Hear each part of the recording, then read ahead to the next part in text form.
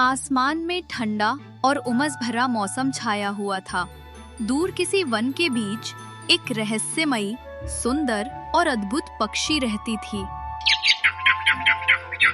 उसका नाम था लीला। उस दिन मौसम की धुंध और कोहरे ने उसकी आंखों के आगे कुहासा सा फैला दिया था। उड़ते उड़ते लीला का ध्यान भटक गया और अनजाने में वो एक पुराने पेड़ की डाली से टकरा गई।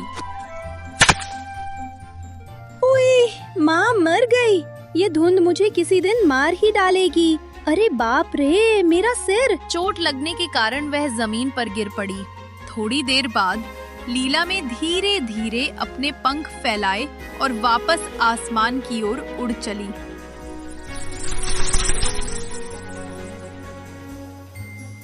इस बार वो नर्म हवाओं के साथ बहते हुए नदी के किनारे आ पहुंची। लीला कोई साधारण पक्षी नहीं थी, वह एक जादुई पक्षी थी। जैसे ही सूर्य की किरणें उसके जादुई पंखों पर पड़ी, उसमें एक अद्भुत चमक फूटने लगी। उसकी देह से निकलती रोशनी पूरे किनारे को जगमगाने लगी। इसी बीच गांव से एक आदमी उस दिशा में आ रहा था। उसका नाम था घनश्याम। उसकी पत्नी का नाम उषा था। घनश्याम गांव का व्यापारी था, पर उसका मन लालच से भरा हुआ था। चलते चलते उसकी नजर नदी के उस पार पड़ी, जहां कोई रहस्यमयी चमक उसे अपनी ओर आकर्षित कर रही थी।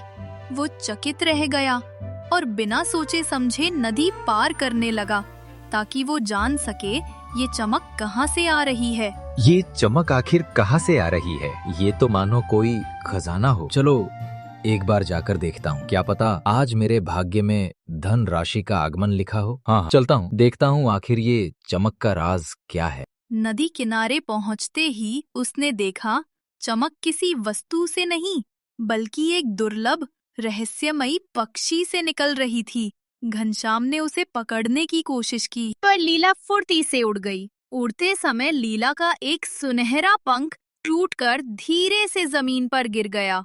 घनश्याम ने उस पंख को अपने हाथों में उठाया। क्या?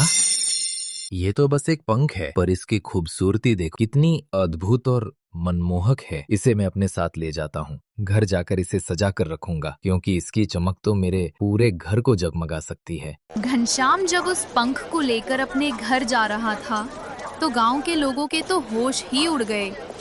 उन्होंने ऐसा कुछ अपनी जिंदगी में पहले कभी नहीं देखा था।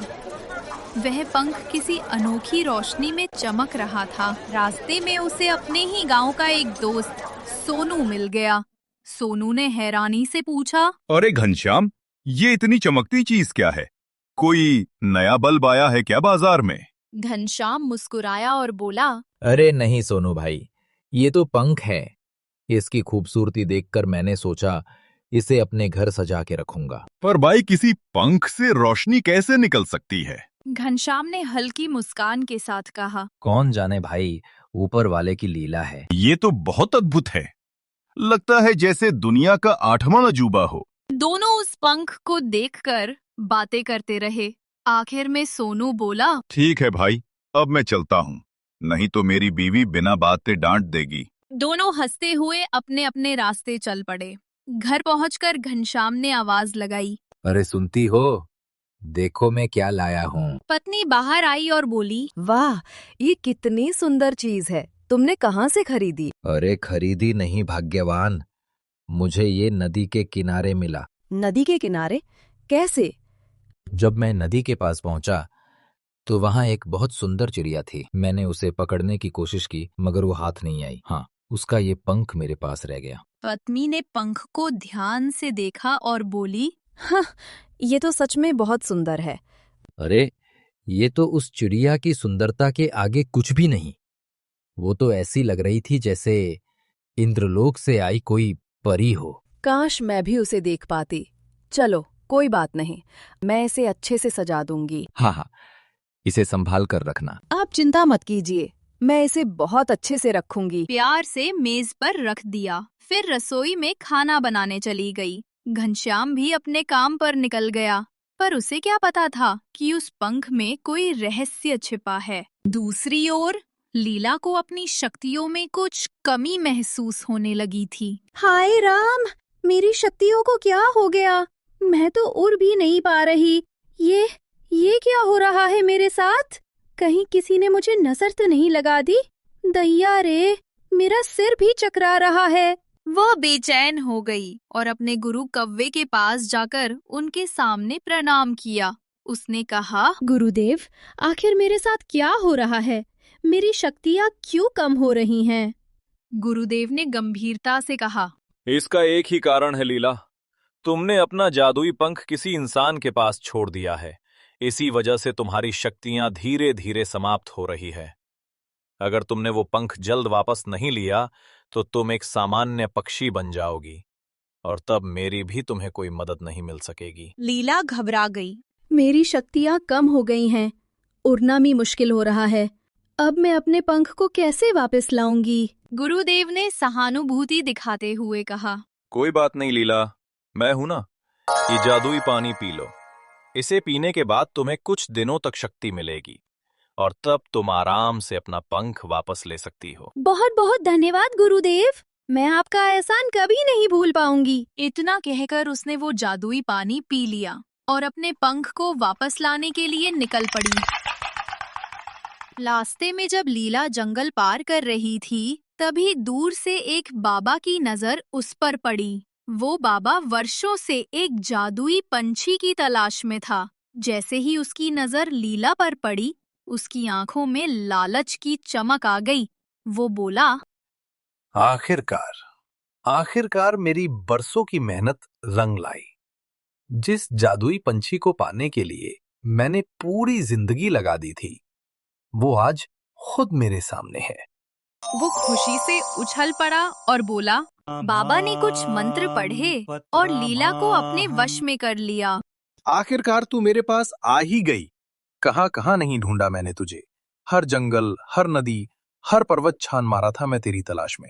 चल, अब मेरे साथ चल और मुझे बना दे इस दुनिया का सबसे ज्यादा धनवान, सबसे शक्तिशाली इंसान। लीला बेहोश हो गई। बाबा उसे अपनी कुटिया ले गया और लोहे के सामान लेने बाजार चला गया। शाम हुए तो घनश्याम अपनी दुकान से लौट रहा था। तभी उसने वही बाबा देखा जो भारी भरकम लोहे की चीजें ले जा रहा था। घनश्याम सोच में पड़ गया। ये बाबा इतना सारा लोहा लेकर क्या करेगा? घर पहुंचकर उसने देखा, उसकी पत्नी मुस्कुराकर उसका इंतजार कर रही थी। उसने घनश्याम को देखकर कहा, अब हमारे सारे दुख खत्म हो गए। हम अमीर हो गए हैं। अरे भाग्यवान, आखिर क्या हुआ? ऊपर वाले ने हमें जादुई चक्की जैसी ये पंख दिया है। जब तुम काम पर गए तब मैं रसोई में खाना बना रही थी।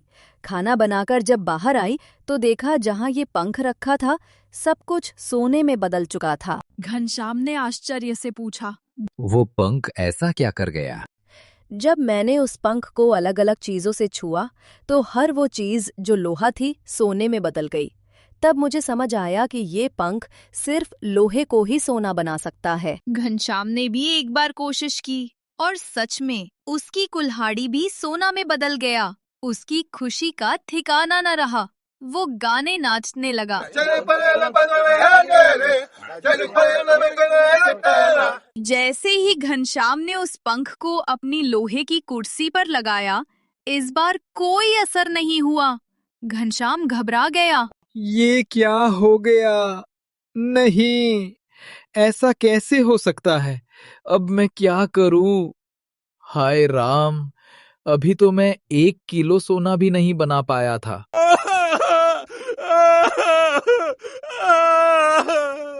पत्नी ने समझाते हुए कहा, इतना सोना हमारे लिए काफी है। हमें भगवान ने जितना दिया उसमें खुश रहना चाहिए। ज्यादा लालच इंसान को मिट्टी में मिला देता है। लेकिन घनश्याम का लालच बढ़ता गया। वो रोज सुबह निकलता कि कब वो जादुई पक्षी मिलेगा, पर हर दिन थक हार कर लौटता। एक दिन उसे फिर से वो बाबा याद आया। कैसे वो इतना सारा लोहा लेकर जंगल की ओर जा रहा था। उसे पूरे यकीन तो नहीं था, लेकिन मन की शांति के लिए वो उसे ढूंढने निकल पड़ा। जब वो बाजार पहुंचा तो सीधे लोहार की दुकान पर गया और बोला, भैया, यहाँ आसपास कोई बाबा आपके यहाँ से लोहे की चीजें लेने आता है क्या? अरे भाई, तुम्हें कैसे पता? हाँ, एक बाबा रोज आते हैं, लोहे से बनी चीजें ले जाते हैं। लेकिन क्यों? आपको उनसे क्या काम है? फिर चुपके से कुछ पैसे लोहार की ओर बढ़ा देता है। ये बात किसी को पता नहीं चलनी चाहिए कि मैंने किसी बाबा के बारे में पूछा है। बस आप मुझे ये बता दो कि वो बाबा कब आते हैं। देखो, अभी थोड़ी देर में शाम हो जाएगी और जैसे ही शाम ढलेगी वो बाबा फिर लोहे की चीजें लेने आ जाएंगे। आप अभी घर जाइए, शाम के समय वापस आइए, वो बाबा यहीं मिल जाएंगे। घनश्याम घर तो चला गया, लेकिन उसका मन अब भी लोहार की दुकान पर ही अटका हुआ था।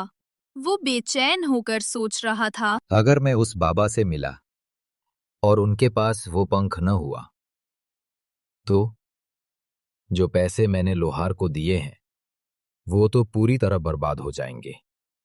नहीं, ऐसा नहीं हो सकता।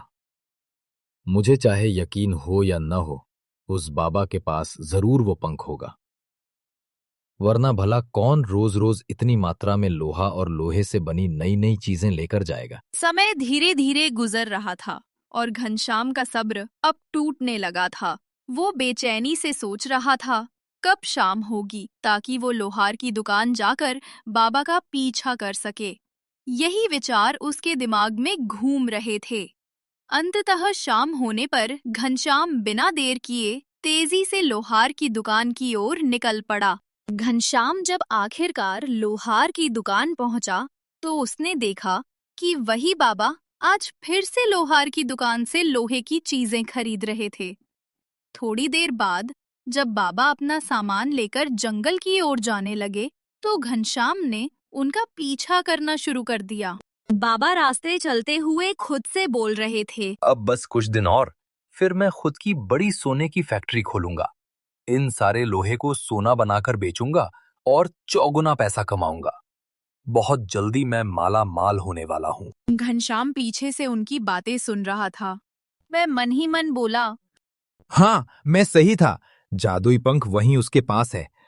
बस एक बार उसे देख लूं, फिर मेरे कलेजे को थोड़ी राहत मिलेगी। बहुत देर जंगल में चलने के बाद दोनों आखिरकार एक छोटी कुटिया तक पहुंच गए। जब बाबा कुटिया के अंदर गए तो घनश्याम चुपचाप वहां छुप गया और बाबा के बाहर आने का इंतजार करने लगा। कुछ देर बाद बाबा कुटिया से बाहर निकले और किसी दूसरी जगह चले गए। तभी घनश्याम ने वो जादुई पक्षी देखा और उसके होश ही उड़ गए। वो वही पक्षी थी जिसका पंख उसे मिला था। घनश्याम ने ना आऊं, देखा ना ताऊ, और तुरंत उस पक्षी को उठाया। फिर वो जंगल से दौड़कर भागने लगा। घर जाकर उसने उस पक्षी को एक पिंजड़े में बंद कर दिया और पत्नी को बुलाने लगा। अरे सुनती हो, देखो, आखिरकार मैंने वो जादुई पक्षी ले आया। ये वही पक्षी है जिसके बारे में मैं हमेशा बोलता था।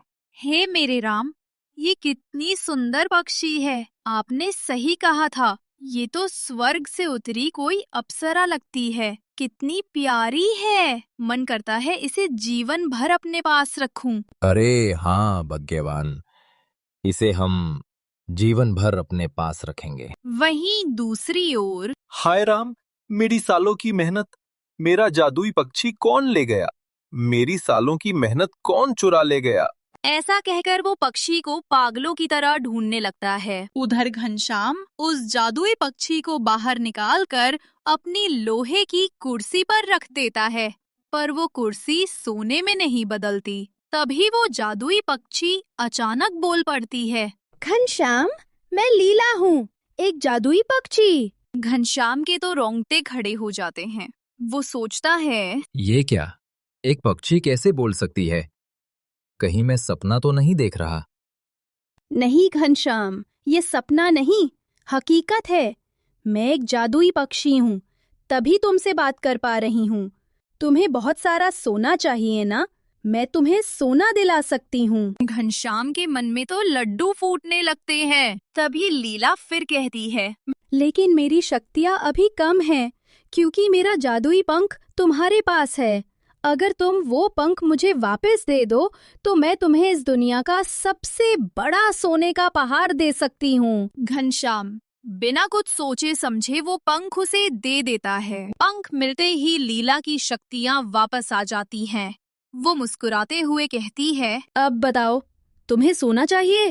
पर सुनो, वो तो मैं तुम्हें नहीं दे सकती, लेकिन तुम्हें एक चीज जरूर दे सकती हूँ। ये कहकर लीला अचानक उस पर झपटती है। घनश्याम डरकर चिल्लाने लगता है। अरे मुझे माफ कर दो, आज के बाद कभी लालच नहीं करूंगा, मुझे जाने दो मेरी माँ। इस तरह लीला आखिरकार घनश्याम के मन से लालच को निकाल देती है और बाबा भी अब किसी जादुई पक्षी की खोज करना बंद कर देते हैं। लीला आप सबसे कुछ कहना चाहती है? कहानी गई झील में, सोचो अपने दिल में। और हाँ, लाइक और सब्सक्राइब करना मत भूलना, ताकि मैं कर पाऊँ अच्छा फील में।